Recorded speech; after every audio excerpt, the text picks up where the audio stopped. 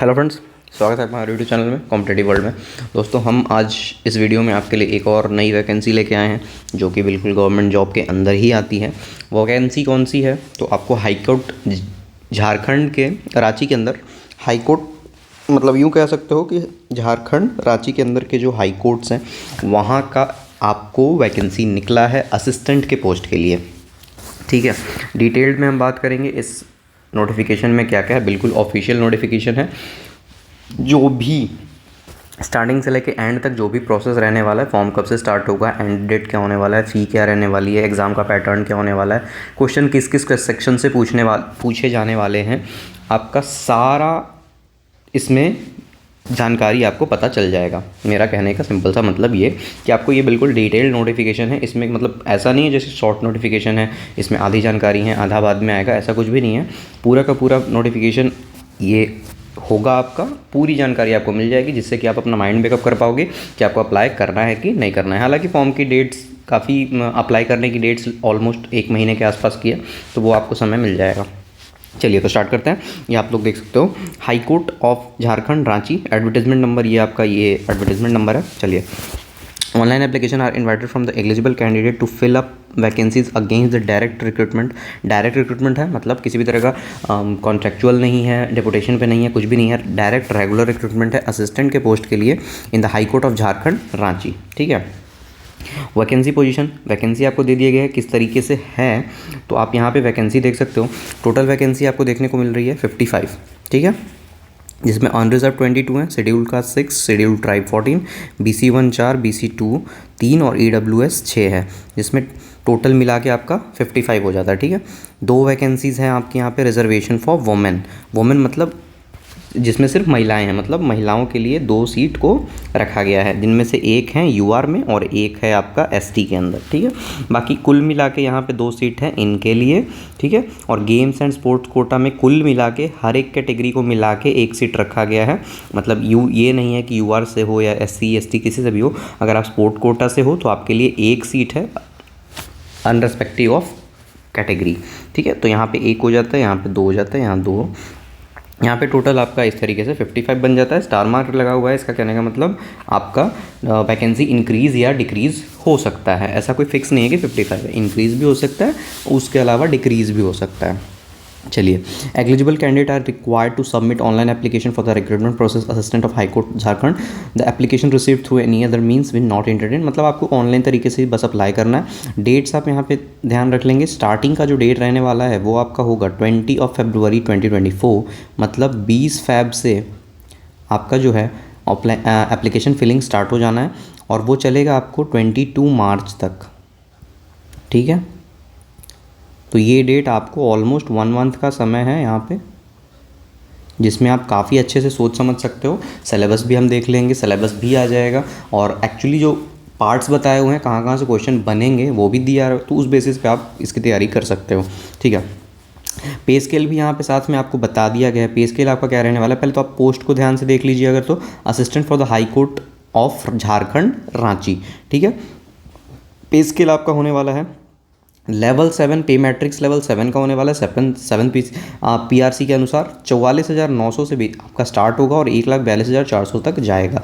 ये बस आपका बेसिक पे होता है, इसमें आपको बहुत सारे अलाउंस मिलते हैं, तो मिलके पेमेंट काफ़ी सही, मतलब काफ़ी बढ़िया बन जाएगा। ठीक है, आप मतलब अप्रॉक्स आप 70 क्रॉस कर जाओगे इस पेमेंट में। ठीक है, चलिए, स्टार्टिंग सैलरी में मिनिमम एजुकेशनल क्वालिफिकेशन क्या चाहिए आपका, ग्रेजुएशन चाहिए, या तो इसके बराबर कोई डिग्री हो आपका, recognised university institution having knowledge of working on computer with sound knowledge of typing computer.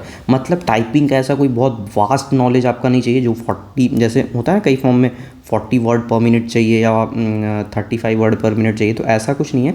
Very sound knowledge मतलब थोड़ा सा नॉलेज आपको, जानकारी होनी चाहिए कि आपको कोई ऐसा काम मिले टाइप करने का तो आपको वो आए। बाकी नॉलेज ऑफ कंप्यूटर मैंडेटरी है, knowledge of working of computer मतलब ऑफिशियल जो काम होता है वो आपको आने चाहिए थोड़े बहुत। चलिए, एलिजिबिलिटी वही चाहिए आपको, मिनिमम क्वालिफिकेशन उसके पहले आप अप्लाई करने से पहले वो चेक कर लोगे। नॉलेज ऑफ कंप्यूटर चाहिए, मिनिमम टाइपिंग स्पीड आपका 20 वर्ड पर मिनट चाहिए होता है, ठीक है। इस फॉर्म के लिए आपको बस 20 की स्पीड चाहिए, तो ये तो आपको काफ़ी ज़्यादा ईजी है। फिर जो games and sport quota shall be applicable to prescribed norms contain in संकल्प 1709 डेटेड 12/9/17। इस हिसाब से जो इनके लिए जो दिया गया है वो अगर स्पोर्ट कोटा से कोई अप्लाई करते हैं तो वो इसके हिसाब से चलेंगे, ठीक है।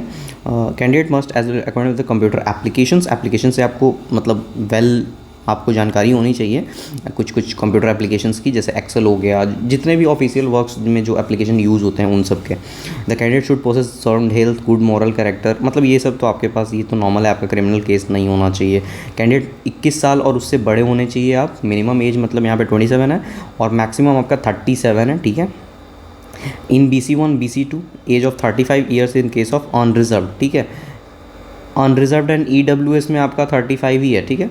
37 BC1 BC2 में, 38 आपका फीमेल में, किसी भी फीमेल्स में, एंड 40 ईयर्स SC और ST के केस में, ठीक है, for both male and female age on 1/1/24। Age का डेट कट ऑफ भी आपको यहाँ पे दिख जाता है, यहाँ पे मैं ऐसे मार्क कर दे रहा हूँ, इसको आप ध्यान रखोगे। एज कट ऑफ है ये आपका 1/1/2024 तक आपका इतना एज होना चाहिए। मिनिमम तो खैर सबके लिए 21 है, मैक्सिमम में चेंजेशन होता है। UR का 35 चल रहा है, UR EWS का, OBC मतलब BC1 BC2 का आपका 37 है, एंड SC 38 है आपका किसी भी सारी फीमेल्स की, और SC ST का आपका 40 है, मेल फीमेल दोनों के लिए।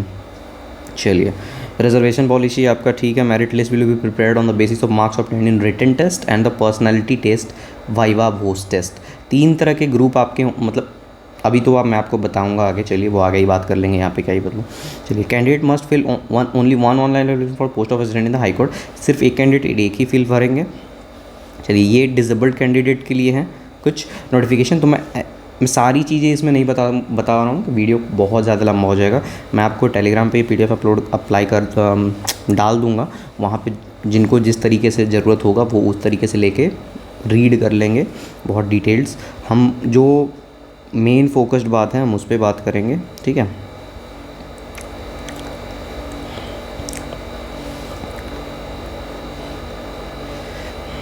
ये देखिए, enclosures to be submitted in the space provided on the online application form. जब वो ऑनलाइन एप्लीकेशन फॉर्म आएगा उसमें जो एक स्पेस प्रोवाइड कराया जाएगा उसमें क्या क्या आपको करना है। Latest scan photograph and signature of the candidate वो आपको डालना है। Scan copy of matriculation certificate in proof of date of birth ये आपको डालना है। Scan copy of provisional original certificate graduation, या तो प्रोविजन आपके पास ओरिजिनल है तो ठीक है, नहीं तो प्रोविजनल से काम चल जाएगा। ग्रेजुएशन का आपका होना चाहिए वो चाहिए। Scan copy of certificate of diploma, मतलब आपने अगर DCA कर रखा है या कंप्यूटर एप्लीकेशन में डिप्लोमा, और जिन्होंने कंप्यूटर से कोर्स कर रखा है वो इसमें डालते हैं। एटलीस्ट 6 मंथ का वो होना चाहिए, तो वो डालना है।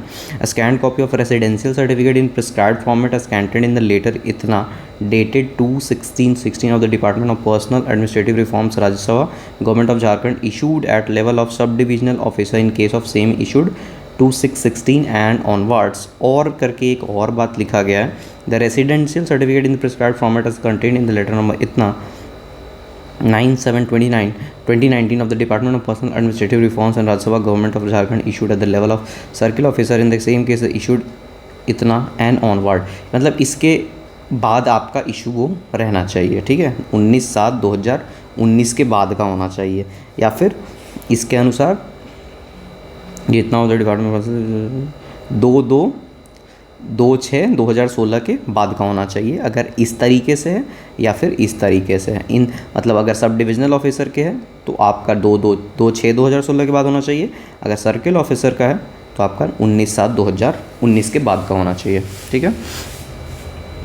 अगर आप कास्ट सर्टिफिकेट के से जा रहे हो, मतलब किसी भी तरह का आप कास्ट सर्टिफिकेट का यूज़ कर रहे हो, तो उसमें आपको district magistrate, deputy commissioner, sub divisional officer, district सब प्रिस्क्राइब्ड फॉर्मेट एज द 25/2/2019 के बाद इशूड बिफोर, सॉरी यहाँ पे prevailing the state government in the case of the same as issued before 25/2/19, ठीक है। या इस यहाँ भी और है आपका एक caste certificate prescribed format to contain in the letter इतना dated 25/2/19 of the department personnel administrative reform and Rajya Sabha government of Jharkhand issued the level of the circle officer in case in same is issue 25 and onward. ये अगर इस चीज़ को आप follow कर रहे हो तो इसके बाद का होना चाहिए, ये है तो इसके पहले का होना चाहिए। इकोनॉमिक वीकर सेक्शन से अगर आप बिलोंग करते हैं तो स्कैंड कॉपी उसकी होनी चाहिए। A scanned copy of certificate relating to disability in prescribed form per norms prevailing in state government. A scanned copy of certificate relating to no objection of employer if candidate is serving in any government undertaking। ठीक है, मतलब NOC चाहिए होगा अगर आप किसी भी government के अंदर काम कर रहे हो तो। सीरियल नंबर वाइज क्या क्या चाहिए आपको? Documents name, coloured scan photograph of applicant, मतलब आप जो भी अप्लाई कर रहे हो, जो भी एप्लीकेंट है उनका कलर्ड फोटोग्राफ चाहिए। साइज़ आपका रहने वाला है 10 KB minimum, 50 KB maximum. Format आपका JPG या JPEG चलेगा। दूसरा, सिग्नेचर चाहिए ब्लैक इंक में, इंक का ध्यान रखेंगे बिल्कुल ब्लैक होना चाहिए। फिर से वही साइज़ है, वही फॉर्मेट है। सर्टिफिकेट जो भी बोले गए हैं वो चाहिए। मैक्सिमम इनके दिए गए हैं 100 KB to 200 KB के बीच में। JPG और JPEG चलेंगे, PDFs नहीं चलेंगे। ठीक है, स्कैन सर्टिफिकेट मतलब ये आपको JPEG या JPG में चाहिए, PDFs नहीं चाहिए। एग्जामिनेशन फ़ी की हम बात कर लें तो 500 लगेगा आपको unreserved EWS BC1 BC2 categories वालों को, एंड 125 लगेगा SC ST कैटेगरीज़ को। यहाँ भी कुछ भी मेल फीमेल मेंशन नहीं किया गया है, तो हम यूँ मान सकते हैं कि इनकी फ़ीमेल्स को भी इतना ही लगेगा और इनके मेल्स को भी इतना ही लगेगा। ठीक है, चलिए इस तरीके से 500 फ़ी आपका, 125 आपका फ़ी बस लगेगा SC ST कैटेगरी को। इसके अलावा जो भी हैं आप चले जाते हैं 500 में। ठीक है, personal with disability with extendment from the exam, जो भी पर्सन है जिनको डिसेबिलिटीज़ है वो एग्जामिनेशन फ़ी उनको नहीं पे करना है। ठीक है, डिटेल्स विद रिगार्ड ऑफ, ये तो पेमेंट गेट पे, चलो ये तो इसका कोई मतलब, ये आपको फ़ी रिफ़ंड, एक फ़ी अगर एक बार आपने पे कर दिया तो फ़ी आपका रिफ़ंड नहीं होगा, ये आपको ध्यान रखना है। आपका ऑनलाइन एप्लीकेशन जो भी फिल होगा वो सिर्फ इंग्लिश में होगा, अगर उसके अलावा किसी लैंग्वेज में नहीं होगा। आपको एक requirement eligibility, age, satisfy himself, और आपको अप्लाई करने से पहले ये देख लेना है कि आप सही से उसके लिए एलिजिबल हो या नहीं हो। आपको जो भी सपोर्टिंग डॉक्यूमेंट्स है उसका कॉपी अपने साथ रखना है ओरिजिनल के साथ। दोस्त candidate qualify the personality Viber, जो भी आगे उसके लिए क्वालिफाई करेंगे उनके लिए उसकी ज़रूरत पड़ेगी। जो भी आप अपना नाम या फादर्स नेम या मदर्स नेम जो भी लिखोगे वो आप अपने 10th के सर्टिफिकेट के अनुसार लिखना, क्योंकि उससे मैच किया जाता है। Application with eligible blurred photograph, अगर दूसरे का फ़ोटो या फिर ब्लर्ड जिसमें पता नहीं चल रहा हो, डॉक्यूमेंट्स ऐसा हो जिसमें पता नहीं चल रहा हो, वो सब रिजेक्ट कर दिया जाएगा। इनकम्प्लीट इन्फॉर्मेशन, इनकम्प्लीट एप्लीकेशन अगर आप छोड़ते हो तो उसको भी नहीं इंटरटेन किया जाएगा। Candidate is not required to send print out of daily application form in document with high court of, आपको किसी भी तरह का डॉक्यूमेंट सेंड नहीं करना है, मतलब हाई कोर्ट को। Candidate advise to retain with themselves the UTR unique transaction reference which will guaranteed, आपके पास पेमेंट करने के बाद जो UTR नंबर आता है वो आपके पास आपको रखना है। तो अगर आप ऑनलाइन पेमेंट करोगे तो वो तो आपके पास ऑलरेडी सेव ही रहेगा, बट फिर भी ध्यान से रखना, स्क्रीनशॉट लेके रख लेना या कहीं नोट करके रख लेना। The high court shall be have the authority to postpone the cancel recruitment process, high court के पास ये अथॉरिटी है कि वो रिक्रूटमेंट को आगे बढ़ा सकती है या कैंसिल कर सकती है किसी भी टाइम पे। Appointment will be made strictly from panel successful candidate prepared on the basis of merit, मतलब स्ट्रिक्टली बनाया जाएगा एक पैनल जिस पे सक्सेसफुल कैंडिडेट मेरिट बेस पे कैंडिडेट्स को शॉर्टलिस्ट किया जाएगा। Decision of the court of recruitment shall be final, court का ही डिसीजन फाइनल होगा इस रिक्रूटमेंट के प्रोसेस में, इसके अलावा कोई भी कम्युनिकेशन इंटरटेन नहीं किया जाएगा। Information regarding schedule to written test, computer skill test and viva voce, venue of date and downloading admit card will be announce later on the official website of the high court. ये सब जो भी होने आप बार बार देख रहे हो पे, skill test, viva voce, venue, मतलब 3 तरह के पेपर होने वाले वो नीचे आपको देखने को मिलेगा, उसका डेट्स आपको आगे दिखाया जाएगा, बताया जाएगा आगे आने वाले दिनों में।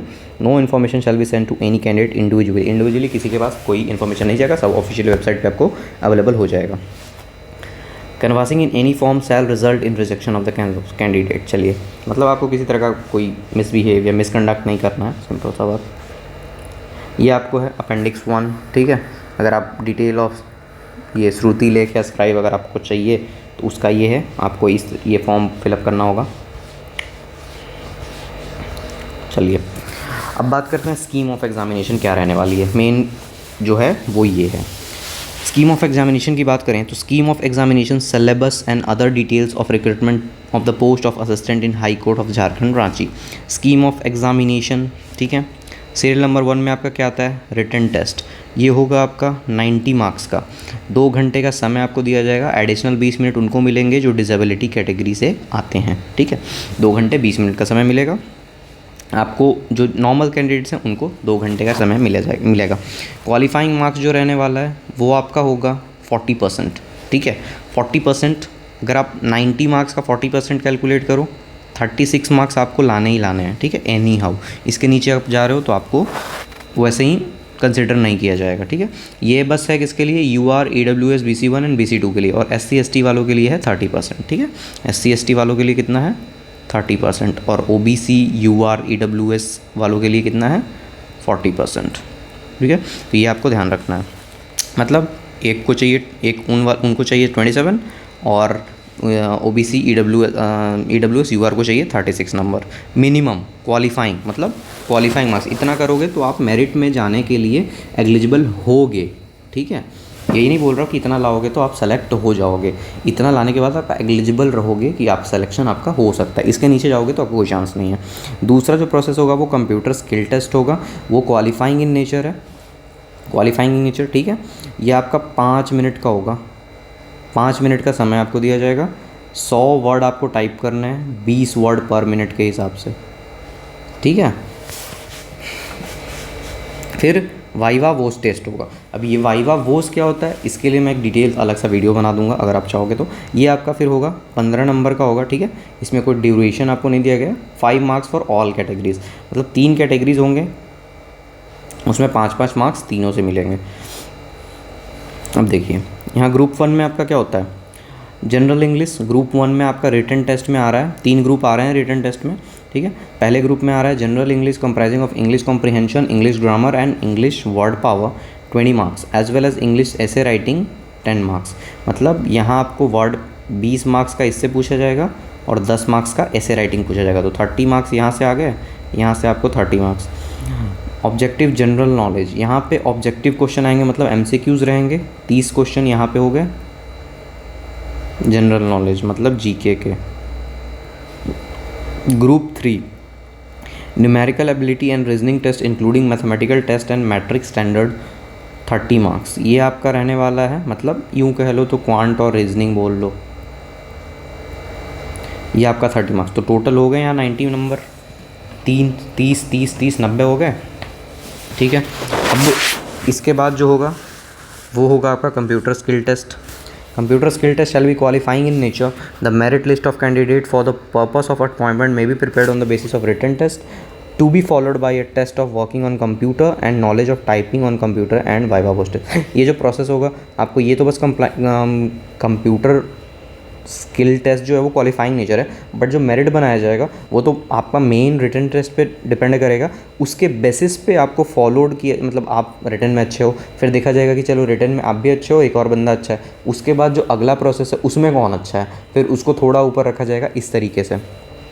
Once the candidate getting the qualifying marks in written test shall be called for viva voce test and test for working on computer and knowledge of typing on computer। अब देखिए एक बार जब कैंडिडेट क्वालिफाइंग मार्क्स हो जाएगा ना written test में, मतलब जो 40% और 35% वाला जो क्राइटेरिया, 30% था ना, सॉरी, हाँ 30% और 40% वाला जो क्राइटेरिया आप पार कर लोगे तो आपको उन दोनों टेस्ट के लिए बुलाया जाएगा।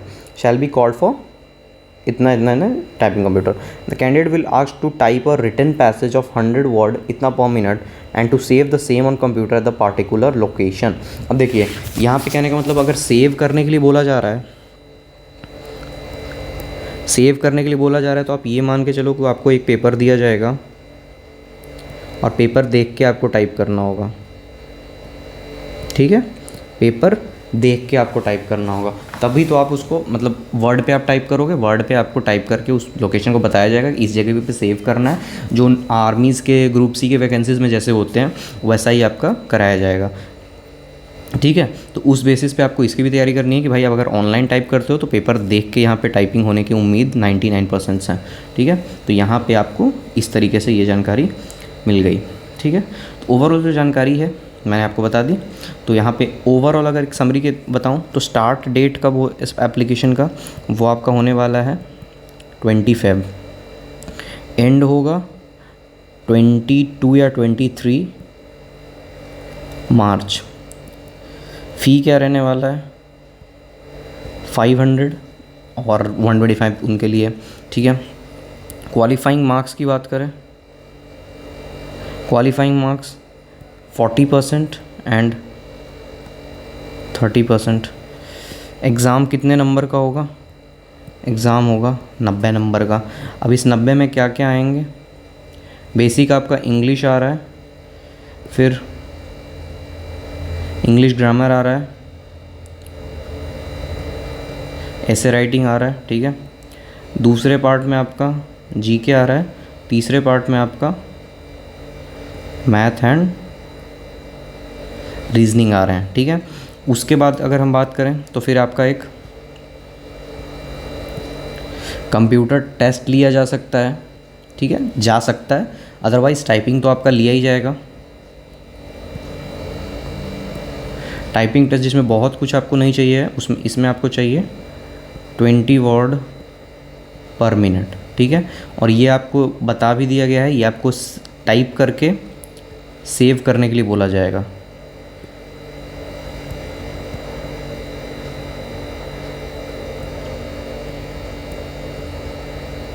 मतलब टाइपिंग का जो नेचर होने वाला है, टाइपिंग का जो नेचर होने वाला है वो इस बार ऑनलाइन नहीं होगा, ऑफलाइन होगा। मुझे तो इतना ही समझ में आ रहा है कि ये ऑफलाइन ही होगा, क्योंकि ऑनलाइन में कोई सेव करने वाला झंझट नहीं होता, वो खुद से सबमिट हो जाता है। ऑफलाइन में क्या होता है कि आपको एक पेपर मिलता है, पेपर में एक पैसेज लिखा हुआ होता है, इसको आप सीन करके अपने डेस्कटॉप में इसको यहाँ पे टाइप करते हो पेपर को देख के, उसके बाद आप इसको क्या करोगे, सेव करोगे। सेव करने के लिए बोला जाएगा आप अपने नाम से कर लो, आप अपने रोल नंबर से कर लो, इस तरीके से कर लो। पेपर आपके लेवल्स क्या क्या रहने वाले हैं? पहले आपका रिटन टेस्ट होगा, फिर आपका एक कंप्यूटर का क्वालिफाइंग टेस्ट होगा, फिर आपका एक वाइवा वॉइस टेस्ट होगा, ठीक है। तीनों के बेसिस पे मेरिट बनाया जाएगा। मिनिमम जो एज चाहिए, एज भी बता दूँ आपको, 21 मिनिमम चाहिए, ठीक है। और मैक्सिमम एक 35 है, 37 है, 38 है एंड 40 है। ये UR EWS के लिए, ये आपका BC1 BC2 के लिए, ये हर एक महिलाओं के लिए, और SC ST के मेल्स एंड फीमेल्स के लिए ये है। तो ओवरऑल समरी मैंने आपको यहाँ पे बता दिया। बाकी जो मैंने ऊपर तो डिटेल्ड में बता ही दिया है, ओवरऑल जो मैं आपको बता सकता था वो मैंने अभी आपको यहाँ पे बता दिया, ठीक है। बाकी जब इसका फॉर्म स्टार्ट होगा तो फॉर्म अगर भरने में भी प्रॉब्लम आएगा तो उसको लेके भी एक वीडियो बना देंगे, ठीक है। बाकी प्रिपरेशन कैसे करना है, अगर उसके लिए भी जानकारी चाहिए हो तो आप कमेंट बॉक्स में कमेंट करोगे और तब मैं उसके लिए भी वीडियो आपको बना दूँगा। चलिए, ठीक है, थैंक यू।